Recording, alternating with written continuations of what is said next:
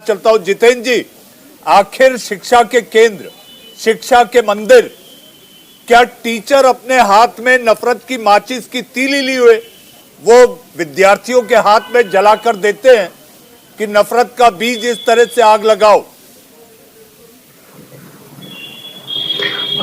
शुक्रिया मनीष जी। जहां तक आपके सवाल का जवाब है, तो इस देश का किसी भी विश्वविद्यालय का कोई भी टीचर ये काम में शामिल नहीं है कि जो नफरत की तीली अपने बच्चों के हाथ में दे रहा हो, अपने स्टूडेंट्स के हाथ में दे रहा हो। और ये मैं अक्रॉस स्पेक्ट्रम, पॉलिटिकल स्पेक्ट्रम में बात कर रहा हूँ, कोई भी टीचर की हम लोग बात करते हैं। अब जहां तक जेएनयू के केस का मसला है, तो जेएनयू में मैं 2015-16 के बाद से लेकर के 22 तक लगभग 200 से 250 नए टीचर्स की रिक्रूटमेंट हुई है। मैं टीचर्स के मसले की बात कर रहा हूँ, और टोटल स्ट्रेंथ लगभग 600 के आसपास है।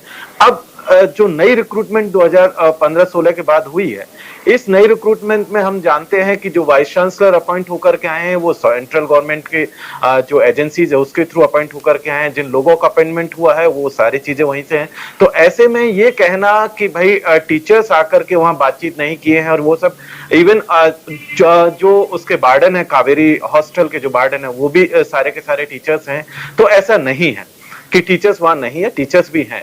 लेकिन देखिए, जहां तक पूरा का पूरा इस मसले को देखो तो आइसोलेट करके देखने की जरूरत नहीं है। कैंपसेस में पहले भी रामनवमी होती थी, पहले भी लोग सरस्वती पूजा मनाते थे।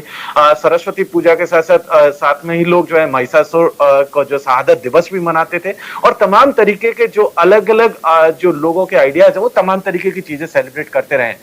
विश्वविद्यालय की जब हम लोग कल्पना की बात करते हैं, तो जेएनयू जैसे विश्वविद्यालय में अलग अलग मुल्कों के बहुत सारे लोग रहते हैं। इस देश के अलग अलग कोने के लोग रहते हैं। वो अलग अलग तरीके के आइडेंटिटीज के साथ आते हैं, अलग अलग तरीके बैकग्राउंड के साथ आते हैं।